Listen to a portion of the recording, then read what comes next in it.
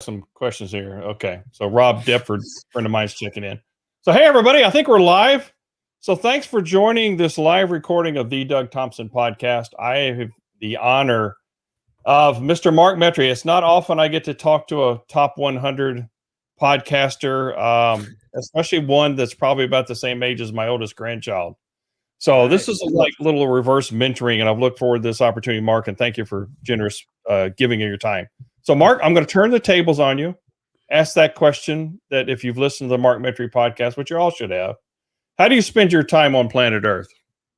It's funny because, most of my clients are like 50, 55 years old. So that's one thing. For me, how I spend my time on planet Earth, I honestly do so many different things, man, that, for me, the best way I describe it is, I spent every single day of my life trying to hide from the world, trying to hide my story, trying to hide who I was, not able to be myself, very socially anxious. There's a time where I was depressed, I was obese, I was suicidal.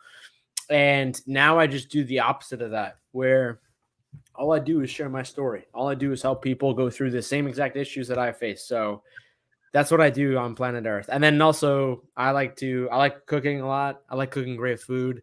Today I actually went fishing. All right.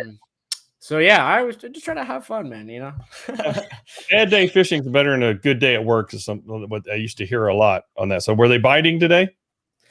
Yeah, I caught 2 fish. They weren't really that big though. So I had to release them, but there was a lot. There was a decent amount. There were so many. It was crazy, actually.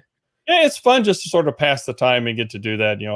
I've spent a lot of time fishing. I grew up in East Texas, so that and hunting. Hunting I didn't like because you had to get out in the really cold weather. When the weather's nice. So you mentioned that you mentioned a lot of your clients are older. I'm actually older than that demographic too, but that's a whole other story.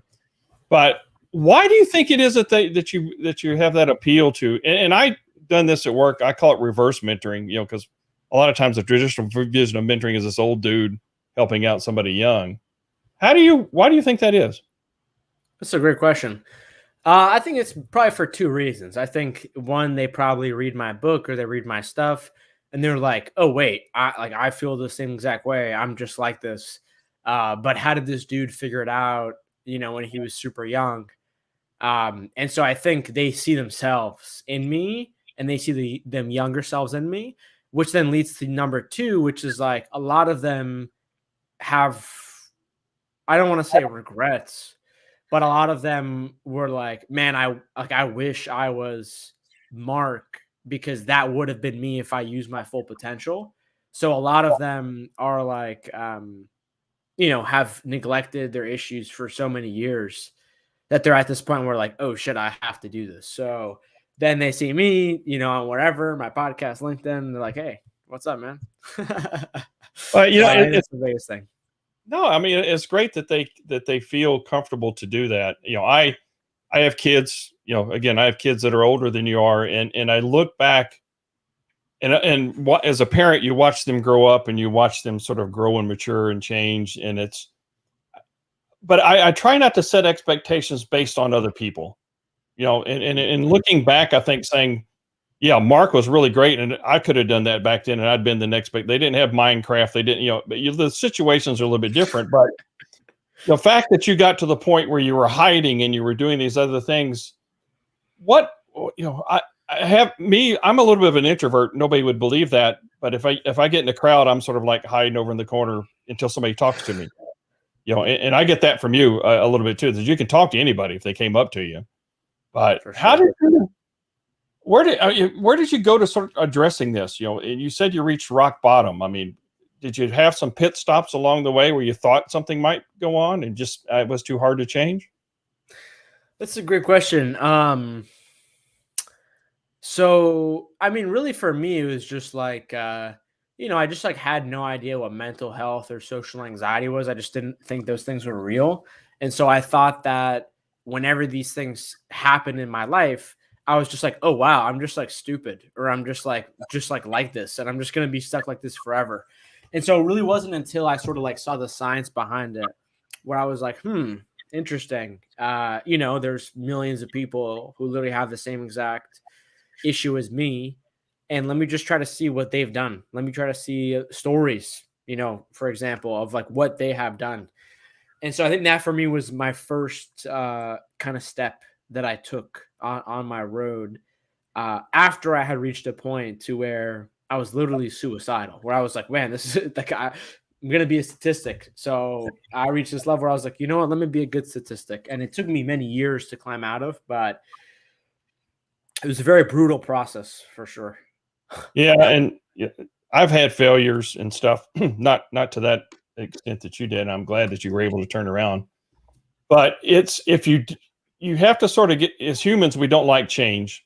And I guess it was somewhat of a comfortable unknown. You sort of knew what the expectations were, but to get out of that, and you had to have some fits and starts. How did you sort of, I'm not going to fall back into this trench. How do you sort of put your stakes into the ground to keep moving forward? Yeah, it's such a great question. And to be honest with you, like, that feeling of like what you said of like, to not go back, like to not go back to the bottom, so to speak. Mhm. I honestly don't really think I've had that. Maybe until some moments of like the last year during quarantine where like the world changed. I was like, oh crap. But other than that, I'm thankful to say that that's never happened to me before, because really what I did was like, because of the gravity of my situation, I really took everything so seriously. And this literally just became my life, where just like every day I would wake up and I would learn and I would research, how do I get out of this? But for me, I think the first thing that I did was, again, at that time when I was in the middle of it, I had no idea. And the only thing that I could realize was that at that time I like was over 200 pounds, and I had gained like over 75, 85 pounds during this period of me being depressed and suicidal. And so for me, my first step that I took was I just started to try to figure out, like, how do I lose weight and how do I become healthier? And then that led me down this path of, learning about all these different kinds of diets and all these things. And then I eventually kind of stumbled on this concept that I guess would be classified as like nutritional psychiatry, where I started to learn that, like your brain, when you eat food, your brain is what absorbs most of the food. Like a professional chess player, for example, burns like 6,000 calories an hour just through their brain, through that strategic mental cognitive work. And so for me, I just started to learn that food has a lot more to do with, how much weight you gain or your waistline, but it actually has a lot to do with your brain and your mental health. And I had never learned that. So for me, that was the first kind of step that I think, at least a significant step that I took towards, uncovering a lot of these issues. That makes sense. I had not heard, I knew the brain was a consumer, but I'd never, and all the extra, I've done 2 Ironman triathlons and I've done all the physical endurance stuff that's going on, but never did I understand that the brain would burn that many calories. So that was an interesting fact. How did the podcast sort of help you walk through this? I mean, so you're sort of shy to talk about not being able to talk to people. And now you're on your second podcast now, which we'll talk about in a second. So we archived the first one, the Humans 2.0, which you interviewed. Of all the people that you interviewed, I can only think of one that you didn't interview that I would like to have had is Mike Rowe, because he's like the best storyteller on the planet. But I didn't see that one. But you've interviewed just about everybody else, a lot of people that I know and follow. That's awesome, man. Yeah, it was definitely a crazy journey when I look back at that. But yeah, for me, the podcast, like, I would say like it took me about like probably a year and a half of me just like living my life and just focusing on my own life and dealing with my social anxiety and all these things. And then I started my podcast really through, I think, just like frustration and probably even like loneliness, in terms of like, I was on my journey for about a year and a half, and it's very hard, if anyone's on a similar journey, it's very hard to go through that. And so I was like, I just need to start some sort of a system where I can just constantly get in front of people to learn from, And so for me, I started the podcast not because of like marketing.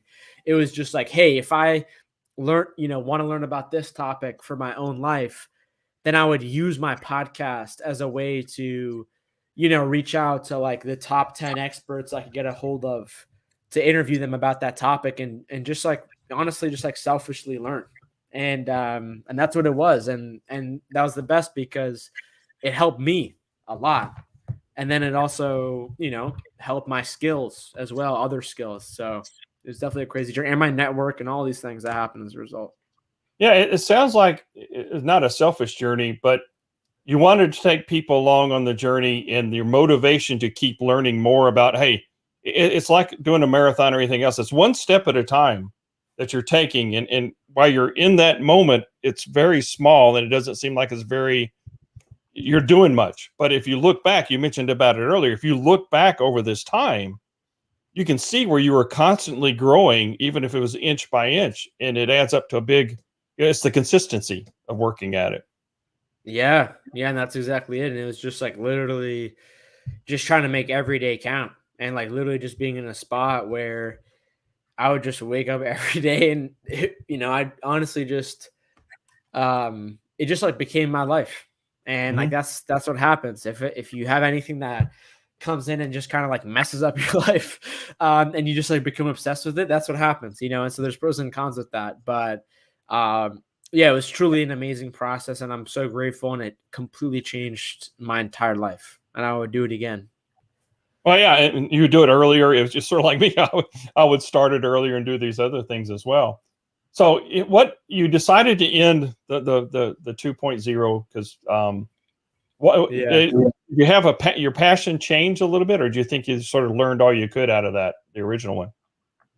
It was interesting. So I think for me, like when I started my podcast, I had no idea what I was doing. Like I didn't have my book. I didn't even share my story at that time. So like I didn't really understand like what I would be doing.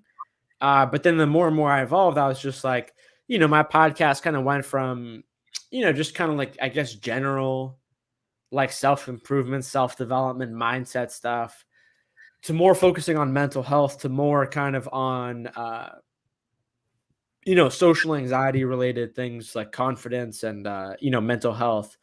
Because for me, it's just like, I don't know. I feel like I've interviewed over 300 people, all different kinds of people.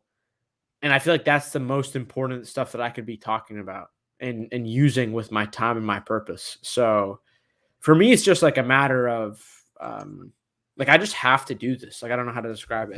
It's just my purpose. But I think you're true to what you did. The original podcast was for this one growth time frame of fixing that problem. I mean, you realized you were starting to turn it a little bit to doing something more important for you at that time to help you again continue to keep growing. So the rebranding and stuff, and it makes it a little bit easier for people that have that find it, and they need to hear that message to go. So it's an evolution of what you've been doing, is what I hear you saying. Exactly. That's it. And it's an evolution. And I had no idea, like, and then you just take a step, take a step, take a step, take a step. You do that for a month. And then you're like, this sounds interesting. Let me go in this direction, and for example, like I remember when I got the idea to write my book, I was literally speaking in LA and, I used to have sleeping problems throughout my entire life, but I mostly fixed them. And then all of a sudden I just couldn't go to sleep. And I just had in my head, like, screw being shy. And I was just like, you know what, let me just write this book because it needs to be written, And so I had no idea I was going to be an author. I had no idea I would do any of these things, but step by step, day by day, next thing you know, boom. Yeah, I firmly believe that all the stuff that's happened in our past, the struggles we go through, sets us up for whatever's next, regardless of how hard it is. The struggles we go through, it's for a purpose. It's to set us up prepare us for the next phase of life. Like I said, if you tried to write the book midway through your podcast, it wouldn't have worked, right? I mean, you just so you got to the point and it matured to the point that you came on.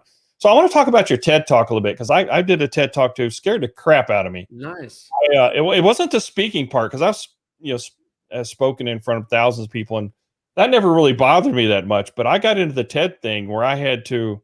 Some of it was environmental, because they were recording it, and I had to stand in a little circle. And I'm a pacer. I like going around. I like getting in the audience. So there's a lot of unnatural things to do. That was my experience. Scared the crap out of me, but I did get a better appreciation for those people that come to me saying they're scared to speak. How did yours come out? Did you, and what were your thoughts about doing that?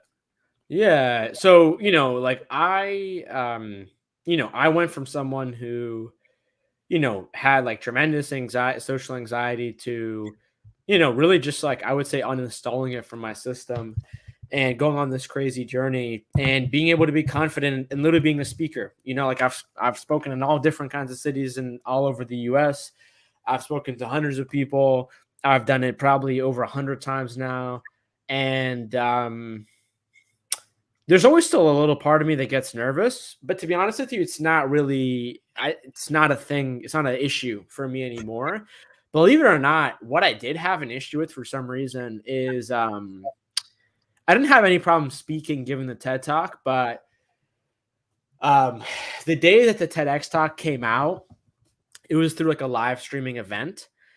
And for like, just whatever reason, when that event started to come on live, it was a virtual event. For whatever reason, I just got so socially anxious and I was just like, I don't want anyone to know. And I just like didn't even touch my social media that day. I didn't share anything about it. So that was definitely weird. So I didn't have a problem actually doing it, which was strange.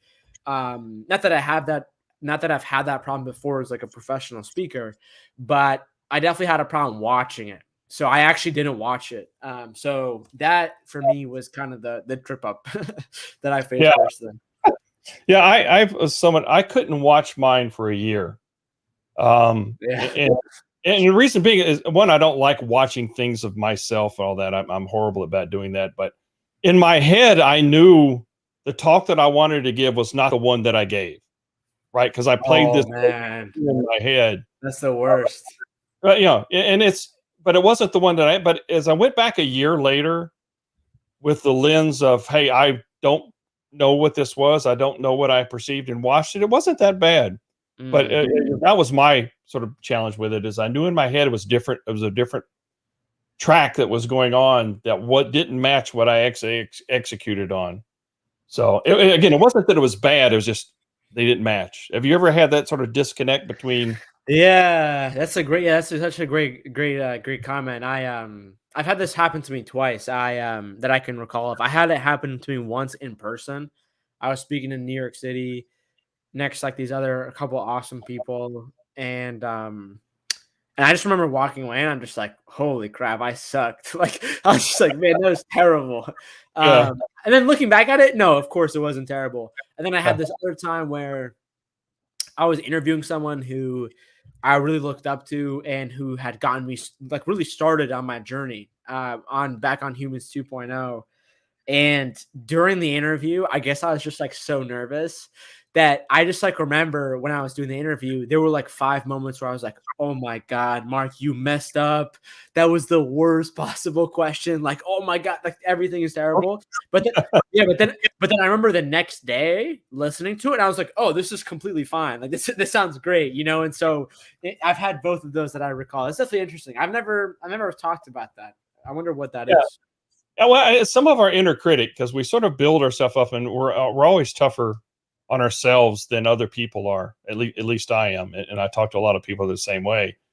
Is that and it gets in our way. In my TED talk, I talked about the inner bullying stuff that comes up, that's telling you, hey, you can't do this, and in your case, you're too young to do this. How am I interviewing these other people that are made billions of dollars and all these other things? You sort of get this. At least I would get this little inferiority complex. And if you're in that moment, you don't have time to fight it, or you don't really have time to recognize it. So you sound like you've got a good handle on that now. You sort of realize when the bully's coming out, and you punch him in the face to get back. Yeah, it's interesting. I honestly, what I believe in personally is that that bully is in there because of other bullies. That's not in there. That's not me. So personally for me, like I feel like I don't really have like an inner critic. Of course I do, but the way that I identify with that is that like, oh, this is like a survival, like my brain is a survival thought generation machine. And basically what it's doing is like, it's taking things that it heard early on in my life that it thought was important, whether that was said by my friend group or my family or whatever that I internalized. And then now my brain is repeating that to me in my own voice. And for me, that was like a huge lesson that I learned when I was suicidal, because I got like a front row seat of that, of like what happens when your brain, really goes hard in the not so great direction.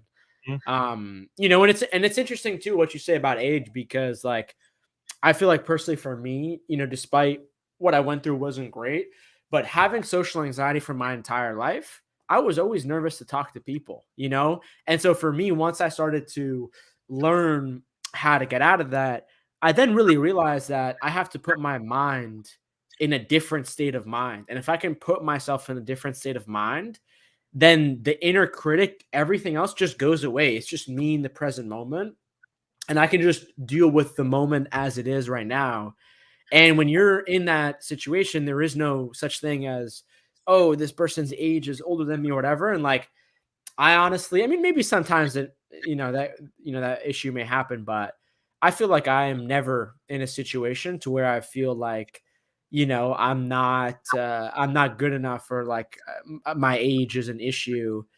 Because again, like I've literally been, I have friends of mine who are billionaires who are 60. I literally have clients of mine who are 50.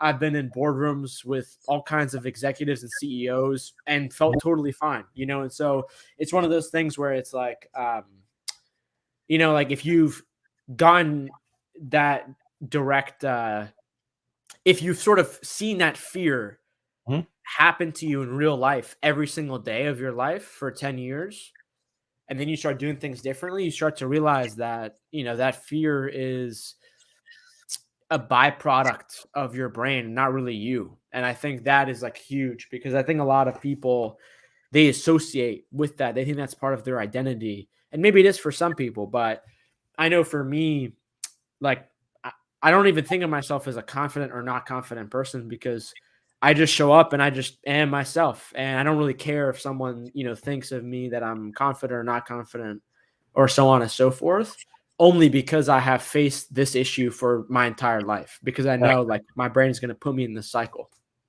Yeah, you can recognize when the bully's coming out, and then you can take the actions you need to have. And I hadn't thought about it is the subconscious that comes into play, as trying to protect us ideally. But I hadn't thought about from past experiences. But as I go back and think about some of the comments and stuff going through my head, I do remember other people making a passing comment I took negatively, or something about presenting or something, that I could see where that would manifest. That's an interesting way to take it. Yeah. So, I hadn't thought huge. about it. Yeah, it's huge. And like, what's really interesting about that too is that, like, especially when you think about early on, like in the past, early on in the past, a lot of the times too, what's very common in people I talk to, is that they'll have some sort of, I don't want to say memory problems, but a lot of the times they actually don't remember. And like, I think part of the reason for that is a lot of times when you're a kid or you're a teenager, you go through something or you hear something and you're just like, I don't even know how to handle this. So then you take it and then you just like throw it to the back of your mind and just try to never think about it again. But I definitely think that can have a very, very long-term impact that people don't really know. And I think a lot of times too, there's, especially with guys, I think there's a very common pattern of just saying like, oh, well, everyone's been bullied, or like, oh, that was the past, you should just move on.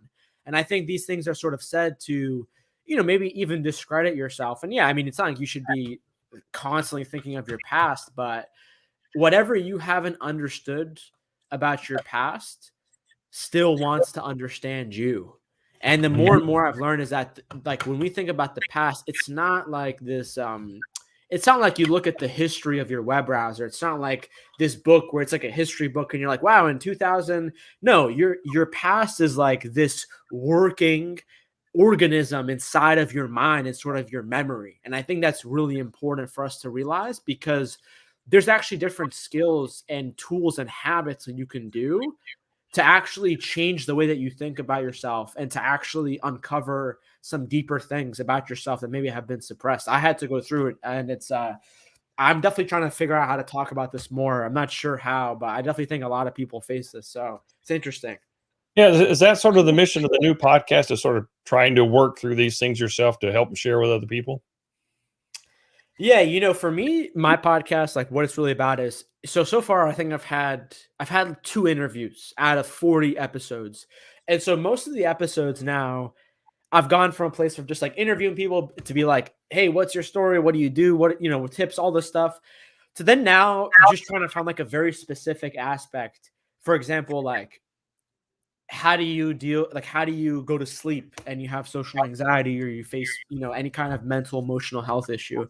So like what I'll do is I'll go deep into that issue and I'll actually like write an entire article, like an entire script, so that when I'm on the podcast, I'm actually just recording like a very like succinct 10-15 minute episode that is just packed with like the most important information that people need to know. So that for me is the mission that I've been doing through the podcast, to really try to create like a sort of what I would say like a library for people who face these issues. If they're like, how do I deal with eye contact? They can just search my podcast, eye contact. It's like, hey, here's how you deal with eye contact, social anxiety. Hey, you want to be a public speaker? Hey, here's how do you do it. Hey, you have issues with your digestion when you're anxious or when you're networking. Oh, here's what you do with that. So it's like an entire, my goal is just to create like a library of different sub issues within this, world, to help people and that are searching for it, and for them to stumble on my path and my stuff. What's the feedback been on it? So those have been following you.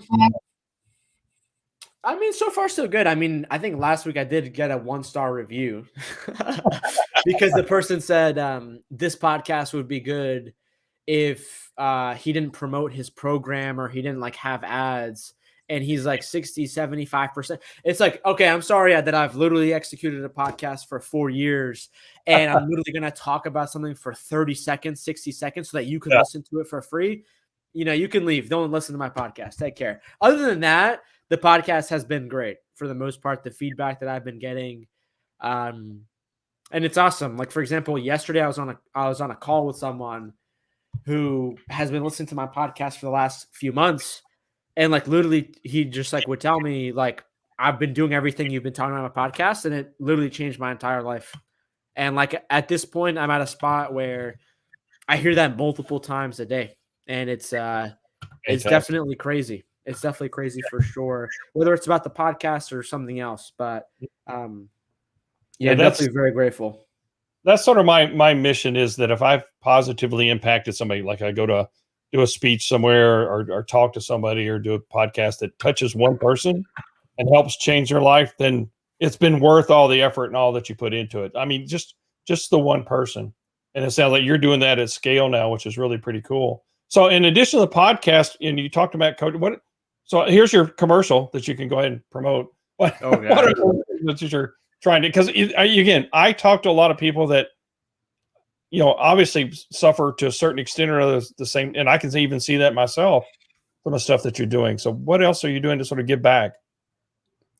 Yeah. So, I do so many different things, but basically, for me, I help people show up in their life, in their relationships, in their career, no matter what that is, as just like the best version of themselves, where they're not going to stress themselves out. They have energy.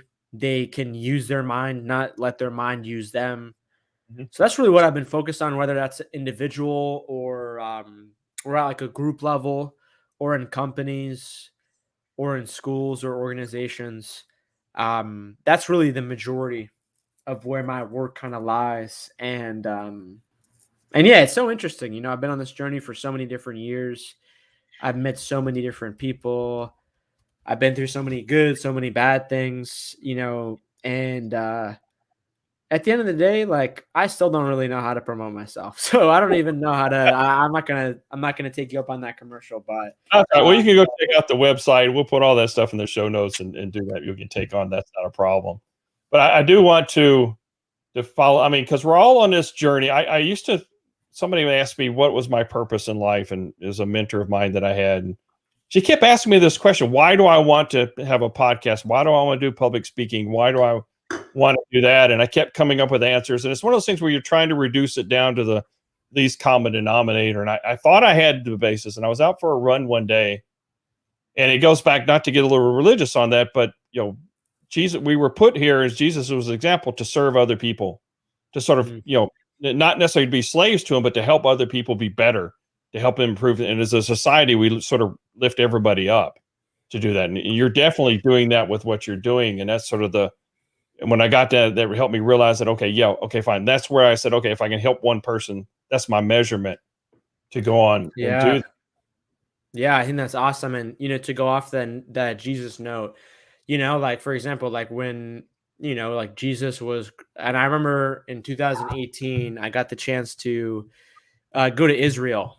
And I went to Jerusalem, and I learned all these different things about Jesus. And there's actually this period where you could actually carry a cross through the same exact spot that like Jesus had to carry his cross that he was being crucified on. And I remember stopping and being like, that's such a great, example for life of like, take your cross and try to use it to help people, like take your burden. And for me and my purpose, if you were to ask me the same question, it's like, I want to take the burden that I faced of thinking that I didn't have a voice and facing the different issues that I faced, whether it was poverty or discrimination or bullying or any other issue. And I didn't want all those same people who had those same issues to just like realize that there's someone like me out there who faced the same exact issues, but learned how to be themselves, unlock their voice, use their voice. And so, for example, that for me is my purpose. And I think it goes off great to what you said too.